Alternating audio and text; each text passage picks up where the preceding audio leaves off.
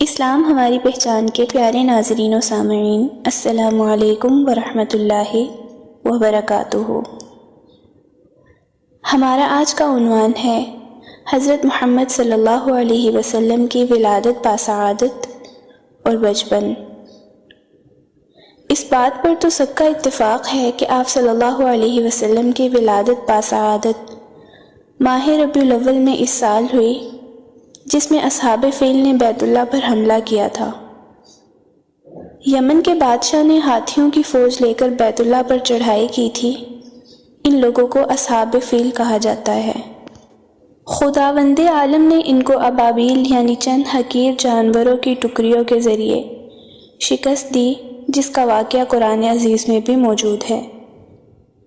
در حقیقت واقعہ فیل بھی حضرت محمد صلی اللہ علیہ وسلم کی ولادت باسعادت کی برکات کا مقدمہ تھا۔ آپ صلی اللہ علیہ وسلم کی جائے ولادت کا مکان جو تھا بعد میں حجاج کے بھائی محمد بن یوسف کے ہاتھ آیا تھا۔ بعض مورخین نے لکھا ہے کہ واقعہ فیل 20 اپریل 571 ہجری میں ہوا تھا، جس سے معلوم ہوا کہ حضرت محمد صلی اللہ علیہ وسلم کی پیدائش حضرت عیسیٰ علیہ السلام کی پیدائش سے 571 سال بعد ہوئی۔ ابن عساکر نے دنیا کی مجمل تاریخ اس طرح لکھی ہے کہ حضرت آدم علیہ السلام اور حضرت نوح علیہ السلام کے درمیان 1200 برس کا فاصلہ ہوا، اور حضرت نوح علیہ السلام سے ابراہیم علیہ السلام تک 1142 سال کا، اور حضرت ابراہیم علیہ السلام سے موسیٰ علیہ السلام تک 565 برس کا، اور موسیٰ علیہ السلام سے داؤد علیہ السلام تک 572، اور داؤد علیہ السلام سے عیسیٰ علیہ السلام تک 1356 سال کا، اور عیسیٰ علیہ السلام اور خاتم الانبیاء محمد رسول اللہ صلی اللہ علیہ وسلم کے درمیان 600 برس کا فاصلہ گزرا ہے۔ اس حساب سے ہمارے پیارے نبی حضرت محمد صلی اللہ علیہ وسلم تک 5000 سال ہوئے، اور حضرت آدم علیہ السلام کی عمر مشہور قول کے مطابق 40 سال کم 1000 سال ہوئی۔ اس لیے آدم علیہ السلام کی دنیا میں تشریف لانے سے تقریباً 6000 سال بعد یعنی 7ویں 1000 سال میں حضرت محمد صلی اللہ علیہ وسلم رونق افروز ہوئے۔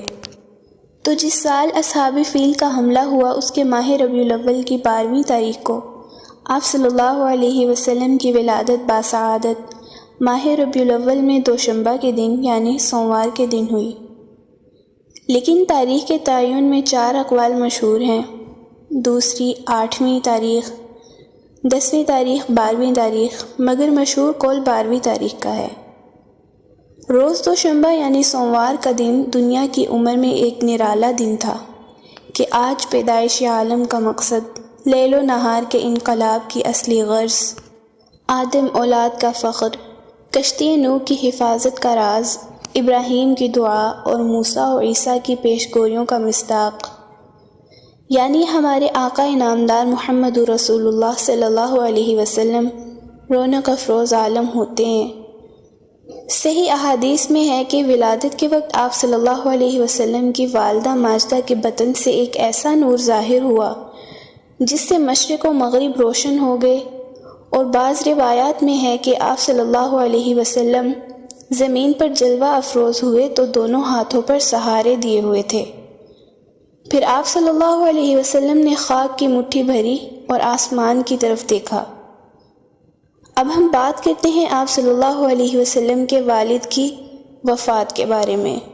تو حضور صلی اللہ علیہ وسلم ابھی تک پیدا نہیں ہوئے تھے کہ آپ صلی اللہ علیہ وسلم کے والد ماجد حضرت عبداللہ کو ان کے والد عبد المطلب نے حکم کیا کہ مدینہ سے کھجوریں لے آئیں۔ عبداللہ آپ صلی اللہ علیہ وسلم کو بصورت حمل چھوڑ کر چلے گئے۔ اتفاقاً وہیں ان کی وفات ہو گئی، اور والد کا سایہ پیدائش سے پہلے ہی سر سے اٹھ گیا۔ لیکن ایک روایت میں ہے آپ صلی اللہ علیہ وسلم کے والد ماجد کا انتقال آپ صلی اللہ علیہ وسلم کی ولادت کے بعد ہوا، یا جب کہ آپ صلی اللہ علیہ وسلم کی عمر 7 مہینے تھی۔ ہمارے پیارے نبی حضرت محمد صلی اللہ علیہ وسلم کو سب سے پہلے آپ کی والدہ ماجدہ نے اور چند روز کے بعد ابو لہب کی کنیز صوبیہ نے دودھ پلایا، اس کے بعد یہ دولت خدا داد حلیمہ سعدیہ رضی اللہ تعالی عنہا کو نصیب ہوئی۔ عرب کے لوگوں کی عام عادت تھی کہ بچوں کو دودھ پلانے کے لیے قرب و جوار کے دیہات میں بھیج دیتے تھے، جس سے بچوں کی جسمانی صحت بھی اچھی ہو جاتی تھی اور وہ خالص عربی بھی سیکھ جاتے تھے، اور اسی لیے گاؤں کی اکثر عورتیں شہروں میں جا کر شیرخوار بچے لینے کے لیے جایا کرتی تھیں۔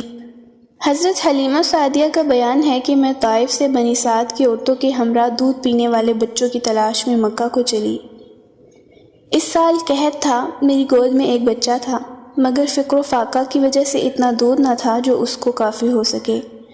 رات بھر وہ بھوک سے تڑپتا تھا اور ہم اس کی وجہ سے بیٹھ کر رات گزارتے تھے۔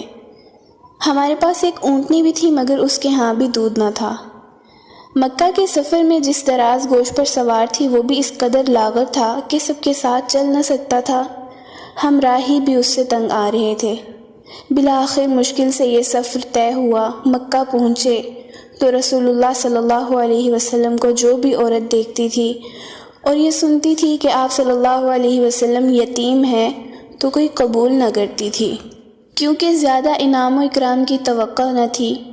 ادھر حلیمہ کی قسمت کا ستارہ چمک رہا تھا اور ان کے دودھ کی کمی ان کے لیے رحمت بن گئی، کیونکہ دودھ کم دیکھ کر کسی نے ان کو اپنا بچہ دینا گوارا نہ کیا۔ حلیمہ فرماتی ہیں کہ میں نے اپنے شوہر سے کہا کہ یہ تو اچھا معلوم نہیں ہوتا کہ خالی ہاتھ گھر واپس جاؤں، خالی سے بہتر ہے اس یتیم کو لے چلوں۔ شوہر نے منظور کیا اور یہ اس یتیم کو لے آئیں، جس سے آمنہ اور حلیمہ کے گھر نہیں بلکہ مشرق و مغرب میں اجالا ہونے والا تھا۔ خدا کا فضل تھا کہ حلیمہ کی قسمت جاگی اور سرور کائنات صلی اللہ علیہ وسلم ان کی گود میں آ گئے۔ جب حلیمہ دودھ پلانے بیٹھیں تو برکات کا ظہور شروع ہو گیا۔ اس قدر دودھ اترا کہ آپ صلی اللہ علیہ وسلم نے بھی اور آپ کے رضائی بھائی نے بھی خوب سیر ہو کر پیا اور آرام سے سو گئے۔ ادھر اونٹنی کو دیکھا تو اس کے تھن دودھ سے لبریز تھے۔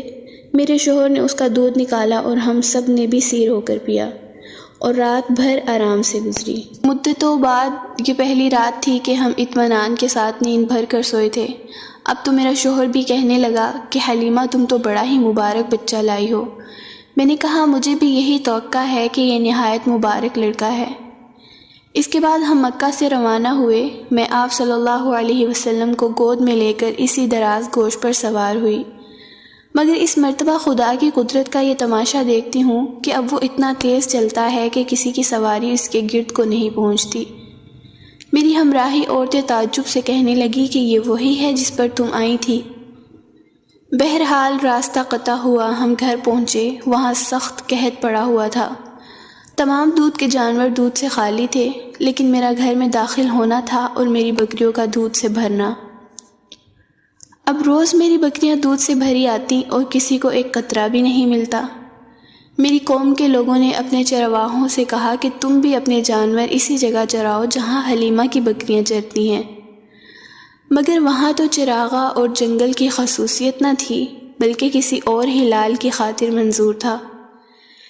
اس کو وہ لوگ کہاں سے لاتے؟ چنانچہ ایک جگہ چرنے کے بعد بھی ان کے جانور دودھ سے خالی اور میری بکریاں بھری ہوئی آتی تھیں۔ اسی طرح ہم برابر آپ صلی اللہ علیہ وسلم کی برکات کا مشاہدہ کرتے رہے، یہاں تک کہ 2 سال پورے ہو گئے اور میں نے آپ صلی اللہ علیہ وسلم کا دودھ چھڑوا دیا۔ حلیمہ کہتی ہیں کہ جس وقت آپ صلی اللہ علیہ وسلم کا دودھ چھڑایا تو یہ کلمات آپ صلی اللہ علیہ وسلم کی زبان پر جاری ہوئے: اللہ اکبر کبیرہ والحمد للہ حمدا کثیرا وسبحان اللہ بکرۃ واصیلا۔ یہ آپ صلی اللہ علیہ وسلم کا سب سے پہلا کلام تھا۔ آپ صلی اللہ علیہ وسلم کی نوشو نما اور سب بچوں سے اچھی تھی کہ 2 سال میں ہی اچھے بڑے معلوم ہونے لگے تھے۔ حلیمہ کہتی ہیں کہ اب ہم حسب قاعدہ آپ صلی اللہ علیہ وسلم کی والدہ کے پاس لائے، مگر آپ صلی اللہ علیہ وسلم کی برکات کی وجہ سے آپ کو چھوڑنے کا جی نہ چاہتا تھا۔ اتفاقاً اس سال مکہ میں طاعون پھیل رہا تھا۔ ہم وبا کا بہانہ کر کے پھر آپ صلی اللہ علیہ وسلم کو واپس لے آئے۔ آپ صلی اللہ علیہ وسلم ہمارے پاس رہے، باہر نکلتے اور لڑکوں کو کھیلتے ہوئے دیکھتے تھے، مگر خود علیحدہ رہتے تھے۔ ایک روز مجھ سے فرمانے لگے کہ میرے دوسرے بھائی دن بھر نظر نہیں آتے، وہ کہاں رہتے ہیں؟ میں نے کہا کہ بکریاں چرانے جاتے ہیں۔ آپ صلی اللہ علیہ وسلم نے فرمایا مجھے ان کے ساتھ بھیجا کریں، اور اس کے بعد آپ اپنے رضائی بھائی عبداللہ کے ساتھ جایا کرتے تھے۔ ایک مرتبہ دونوں مواشی میں پھر رہے تھے کہ عبداللہ دوڑتے اور ہانپتے کانپتے گھر پہنچے اور اپنے باپ سے کہا کہ میرے قریشی بھائی کو 2 سفید کپڑے والے آدمیوں نے پکڑ کر لٹایا اور شکم چاک کر دیا، میں ان کو اسی حال میں چھوڑ آیا ہوں۔ ہم دونوں گھبرائے ہوئے جنگل کو دوڑے، دیکھا کہ آپ صلی اللہ علیہ وسلم بیٹھے ہیں مگر رنگ خوف سے متغیر ہے۔ میں نے پوچھا بیٹا کیا بات ہے؟ فرمایا 2 شخص سفید کپڑے پہنے ہوئے آئے اور پیٹ چاک کر کے اس میں سے کچھ ڈھونڈ کر نکالا، معلوم نہیں کیا تھا۔ آپ صلی اللہ علیہ وسلم کو گھر لائے، اس کے بعد آپ صلی اللہ علیہ وسلم کو ایک کاہن کے پاس لے گئے۔ اسلام سے پہلے کچھ لوگ جنات و شیاطین کے ذریعے آسمانی خبریں اور چھپی ہوئی باتیں معلوم کر کے غیب دانی کے مدعی ہوتے تھے، ان کو کاہن کہا جاتا تھا۔ وہ آپ صلی اللہ علیہ وسلم کو دیکھتے ہی اپنی جگہ سے اٹھا اور آپ صلی اللہ علیہ وسلم کو اپنے سینے پر اٹھا لیا اور چلانا شروع کیا کہ اے اہل عرب دوڑو، جو بلا تم پر ان قریب پہنچنے والی تھی اس کو دفع کرو، جس کی صورت یہ ہے کہ اس لڑکے کو قتل کر دو۔ اگر تم نے اسے چھوڑ دیا تو یاد کہ تمہارے دین کو مٹا دے گا اور ایسے مذہب کی طرف تمہیں دعوت دے گا جو تم نے ابھی تک کبھی نہیں سنا۔ حلیمہ رضی اللہ تعالی عنہا یہ سن کر جھنجھلا اٹھی اور آپ صلی اللہ علیہ وسلم کو اس بدبخت کے ہاتھ سے کھینچ لیا اور کہا کہ تو دیوانہ ہو گیا ہے، تجھے خود اپنے دماغ کا علاج کرانا چاہیے۔ حلیمہ آپ صلی اللہ علیہ وسلم کو لے کر گھر آ گئیں، لیکن اس دوسرے واقعے نے ان کو اس پر آمادہ کر دیا کہ آپ کو آپ کی والدہ ماجدہ کے سپرد کر دیں، کیونکہ وہ اس طرح خیال نہیں رکھ سکتی تھی جس طرح ان کا رکھنا چاہیے تھا۔ اب جب مکہ پہنچ کر آپ صلی اللہ علیہ وسلم کو آپ صلی اللہ علیہ وسلم کی والدہ حضرت آمنہ کے سپرد کیا تو انہوں نے حلیمہ سے پوچھا کہ باوجود خواہش کر کے واپس لے جانے کے اس قدر جلد واپس لے آنے کی کیا وجہ ہے؟ اصرار کے بعد حلیمہ کو تمام واقعہ عرض کر دینا پڑا۔ انہوں نے سن کر فرمایا کہ بے شک میرے بیٹے کی ایک خاص نشانی ہے، اور پھر ایام حمل اور اس وقت ولادت کے وقت کی حیرت انگیز واقعات سنائے۔ پھر آپ صلی اللہ علیہ وسلم کی عمر شریف 4 برس ہوئی تو مدینہ سے واپس ہوتے ہوئے بمقام ابوا آپ صلی اللہ علیہ وسلم کی والدہ دنیا سے رحلت فرما گئی۔ بچپن کا زمانہ 6 سال کی عمر ہے۔ والد کا سایہ تو پہلے ہی اٹھ چکا تھا، والدہ کی آغوش شفقت کا بھی خاتمہ ہوا، لیکن یہ یتیم جس آغوش رحمت میں پرورش پانے والا ہے وہ ان اسباب سے بے نیاز ہے۔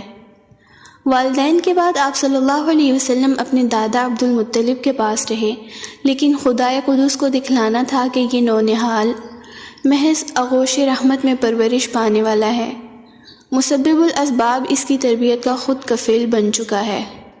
جب آپ صلی اللہ علیہ وسلم کی عمر 8 برس 2 مہینہ 10 دن کی ہوئی تو عبد المطلب بھی دنیا سے رحلت فرما گئے۔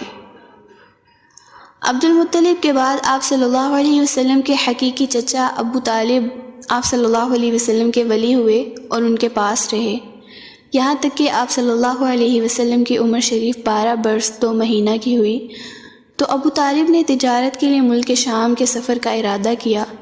آپ صلی اللہ علیہ وسلم کو ساتھ لے کر شام کی طرف چلے، راستہ میں مقام تیمہ میں اقامت فرمائی۔ آپ صلی اللہ علیہ وسلم مقام تیمہ میں مقیم تھے کہ اتفاقاً یہود کے ایک بڑے عالم جن کو بحیرہ راہب کہا جاتا تھا آپ صلی اللہ علیہ وسلم کے پاس سے گزرے۔ آپ صلی اللہ علیہ وسلم کو دیکھ کر ابو طالب سے خطاب کیا کہ یہ لڑکا جو آپ کے ساتھ ہے کون ہے؟ ابو طالب نے کہا میرا بھتیجا ہے۔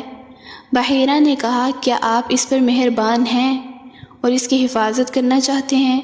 ابو طالب نے کہا بے شک۔